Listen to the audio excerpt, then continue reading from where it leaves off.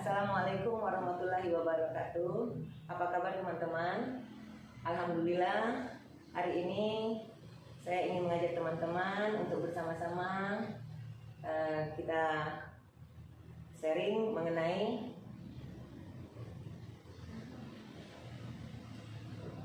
sejarah perjuangan menyelamatkan kerja keras, yaitu hitungan menabung di bank versus emas. Tapi sebelumnya perkenankan saya untuk memperkenalkan diri saya terlebih dahulu. Nama saya Susi Katarina, agen of gold dari Bengkulu. Apakah ini yang teman-teman rasakan?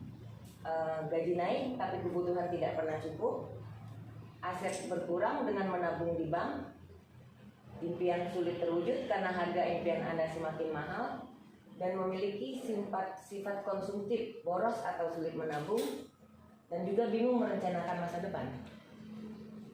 Nah, dengan materi ini kita akan mendapatkan kata kunci, yaitu 1. Aset konsumen akan terjaga, 2. Hasil kerja kerasnya tidak sia-sia, 3. Membuat impiannya lebih mudah dan cepat tercapai, menahan sifat konsumtif, dan yang kelima, konsumen lebih mudah merencanakan masa depan, dan 6. AOG lebih mudah meyakinkan konsumen.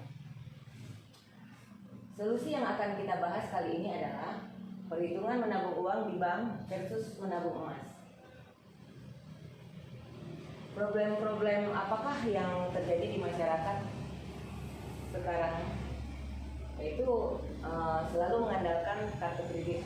Nah, kartu kredit ini adalah kartu utang. Nah, kita kadang-kadang ketika kita menggunakan kartu kredit, kita memakainya kadang melebihi dari budget, tidak sesuai dengan pendapatan, sehingga kadang-kadang mengakibatkan terjadinya kredit macet, dan akhirnya kita ditagih-tagih oleh debt collector, dan hasilnya seperti yang ada di slide ini. Selanjutnya, problem-problem selanjutnya adalah banyaknya hutang riba. Banyak dari masyarakat kita sekarang terjerat dari hutang riba dan tenir yang mengambil bunga demikian besar sehingga akhirnya aset mereka terjual. Next. Nah, dan juga adanya kita penghasilan meningkat namun tetap sulit menabung. Nah, karena adanya sekarang zamannya uang-uang elektronik, itu malah mengakibatkan kita mudah untuk membelanjakan uang kita. Nah, ketika kita memakai uang-uang elektronik itu, sehingga akhirnya apa? Sehingga uang-uang kita tidak terkontrol. Next. Nah, dampak selanjutnya adalah selalu pinjam uang untuk kebutuhan darurat. Nah, ini karena tidak punya tabungan, maka akhirnya kita hidupnya utang terus. Nah, dampak buruk ini adalah dampak buruk pinjaman online bikin konsumen trauma hingga ingin bunuh diri. Jangan sampai ya teman-teman. Next ya. Nah, apa sih yang menjadi impian-impian banyak orang? Nah, di sini ada salah satunya adalah haji dan umroh. Di mana biaya umroh sekarang kurang lebih ya 25 juta, biaya haji reguler 35,2 juta rupiah, biaya haji khusus 200 juta. Nah, apalagi yang menjadi impiannya, kita pengen rumah bagus, rumah mewah, rumah yang nyaman untuk keluarga kita. Dan juga selanjutnya impian kita juga bisa dalam bentuk kita pengen mobil sesuai dengan keinginan kita. Nah, dan juga adalah impian-impian selanjutnya adalah biaya pendidikan anak-anak, yang anak-anak kita, yang mana semakin tahun pendidikan ini akan semakin mahal. Nah, bagaimana caranya kita untuk mewujudkan impian-impian kita itu? Untuk awalnya kita harus memiliki solusi finansial. Nah, dalam gambar ini ini adalah pendapatan kita per bulan, kita bagi menjadi 5, di mana kita bagi 60% untuk kebutuhan pokok, 10% untuk tabungan investasi, 10%-nya lagi lifestyle, 10% diswap, dan 10% darurat. Nah, yang diutamakan adalah untuk bagi teman-teman semua, kita usahakan untuk menabung di awal. Next. Bagaimana ini teman-teman, tabung uang, deposito atau emas ya? Nah, next. Nah, di sini ada statistik Bank Indonesia, inflasi sebesar 5-8% per tahun. Nah, ini apa yang dimaksud dengan inflasi? Inflasi ini adalah kenaikan harga dari barang-barang dan jasa. Nah, di dalam grafik ini artinya harga barang dan jasa naik 5-8% per tahunnya. Nah, dijelaskan di gambar berikutnya. Jika rata-rata inflasi kita 6% per tahun, nah ini adalah gambar sebuah pizza. Nah, bila tahun ini teman-teman bisa membeli pizza dengan harga Rp100.000, nah maka dengan inflasi 6% per setahun, maka tahun berikutnya teman-teman harga pizza itu naik menjadi Rp106.000. Nah, jika teman-teman mempunyai tabungan dengan kenaikan 1% setahun, jika tahun ini 100.000, maka tahun depan dia akan naik menjadi 101.000. Nah, apakah teman-teman bisa membeli pizza ini di tahun setelah adanya kenaikan 6% per tahun? Nah, nggak bisa ya teman-teman, karena kita cuma punya uang di 101.000. Nah, sedangkan harga pizza di Rp106.000. Nah, bagaimana jika kita mempunyai tabungan di atas dengan kenaikannya di atas 5%. Nah, ini jika kita sekarang mempunyai uang 100.000, kita tabungkan dengan tabungan yang seperti ini, maka tahun depan dia akan menjadi Rp115.000. Nah, di sini kita bisa membeli pizza yang tadinya harganya naik menjadi Rp106.000. Nah, apa? Jadi kesimpulannya teman-teman, maka kita harus berinvestasi dengan tabungan yang sesuai dengan yang di atas kenaikan, yang mempunyai kenaikan di atas inflasi. Tabungan manakah yang kenaikannya di atas inflasi? Atau nabung uang di emas, deposito atau emas. Nah, dari penjelasan tadi, saya rasa teman-teman sudah mulai terbuka pikirannya, tabungan mana yang terbaik. Nah, sudah pasti emas ya. Nah, selanjutnya, bagaimana pertumbuhan tabungan? Nah, ini adalah tabungan di bank itu pertumbuhannya sekitar 0,1% sampai 1% per tahun. Dan bunga bank itu adalah riba. Itu belum termasuk biaya admin dan lain-lain, karena di bank ada biaya pajak dan biaya lain-lainnya. Ini adalah kebijakan bunga bank, di mana tabungan, jika kita memiliki tabungan NP 0 sampai 1 juta, kita hanya mendapatkan bunga 0,00% per tahun.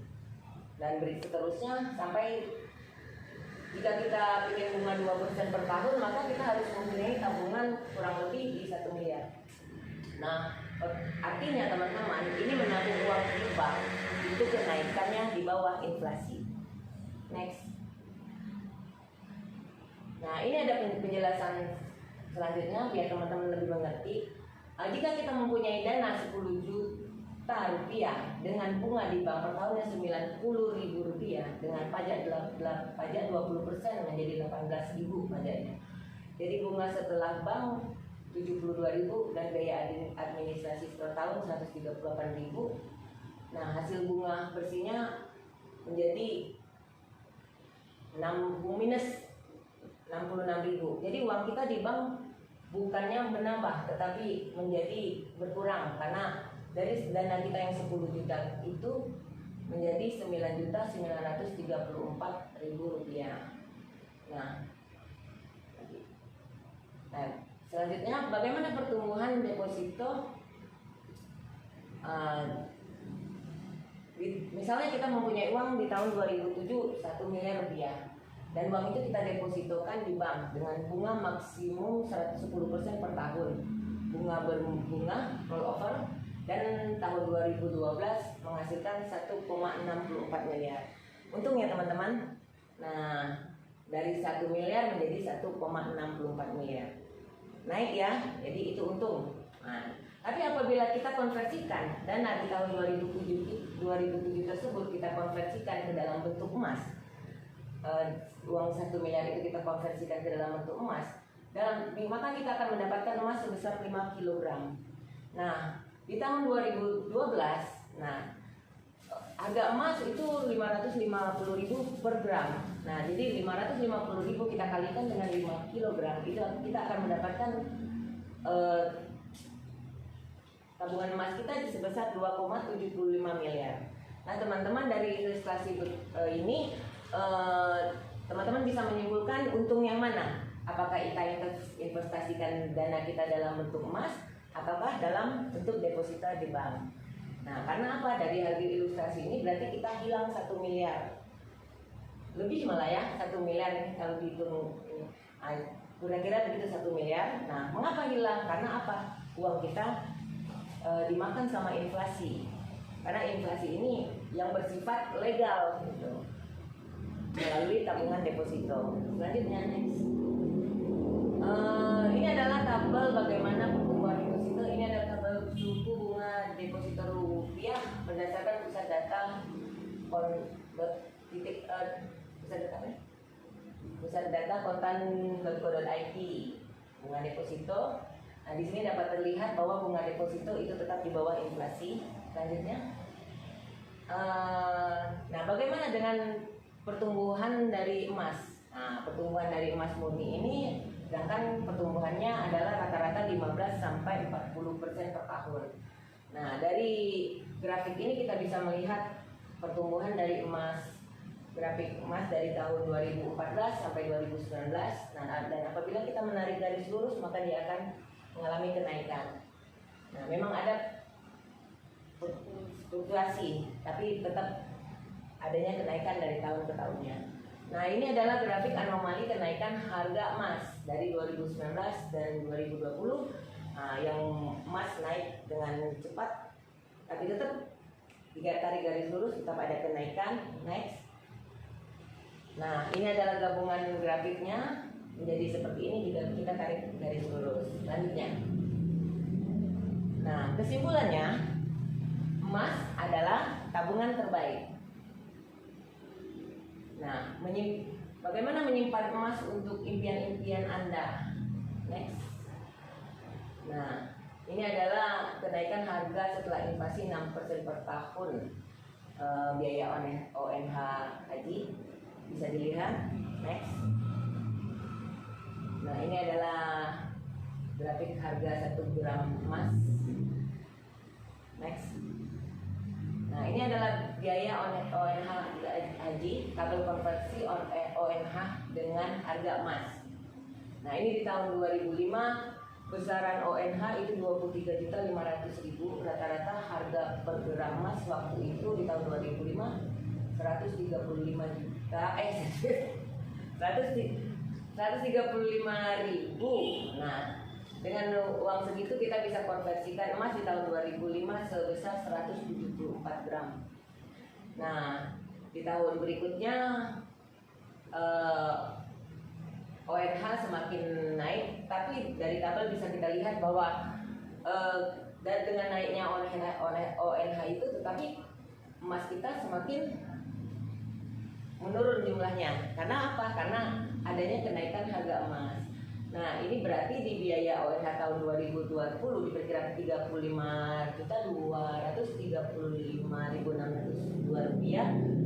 Dengan harga emas Agustus 2020 dengan harga 1.036.000 per gram. Nah, maka kita hanya membutuhkan dana 34 gram untuk naik haji atau umroh ya, untuk naik haji untuk 5 orang. Nah, untuk mana teman-teman? Tetap untuk menabung dengan emas ya. Nah, selanjutnya ini ada lagi, dapat gaji dan bonus dari perusahaan, simpan dalam bentuk apa ya? Nah, next. Nah, ini adalah ilustrasi seandainya Amir yang di atas ya. Amir mendapatkan gaji dan bonus dari perusahaan pada tahun 2017 sebesar 15 juta. Nah, Amir dan Adi ini, 2 orang ini mempunyai impian sama. Dia ingin pergi haji. Nah, bagaimana mereka mewujudkan? Nah, tapi mereka mewujudkannya dengan cara yang berbeda. Amir dengan mendapatkan gaji tersebut dia menabung uang di bank. Nah, pada Agustus 2020 uang yang ada di bank Amir berkurang menjadi 14,9 juta rupiah. Karena apa teman-teman berkurang? Karena menabung di emas, menabung di bank itu dengan 15 juta kita terkena biaya-biaya dari bank dan kita juga terkena inflasi. Nah, dan itu menjadikan tabungan kita berkurang karena tidak tertutupi. Nah, selanjutnya si Adi, nah dia dengan impiannya dia membelikan emas, uang tersebut uang 15 juta dibelikan emas, maka dia mendapatkan 26,7 gram emas.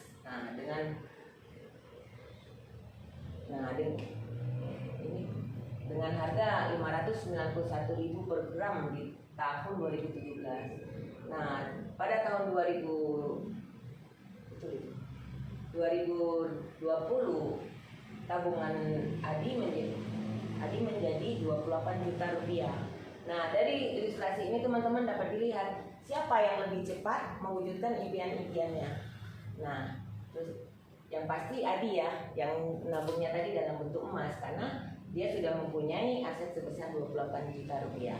Next. Nah, artinya teman-teman, kesimpulannya kenaikan emas lebih tinggi dari inflasi dan mempercepat pencapaian impian Anda. Jadi teman-teman, dari penjelasan-penjelasan di atas, maka dapat kita ambil kesimpulan, simpanlah uang di bank secukupnya untuk operasional hidup, selebihnya konversikan dengan emas, maka aset Anda akan terjaga dan impian Anda akan lebih mudah dan cepat tercapai. Demikianlah presentasi dari saya, semoga bermanfaat untuk semuanya. Wabillahi taufiq wal hidayah. Wassalamualaikum warahmatullahi wabarakatuh.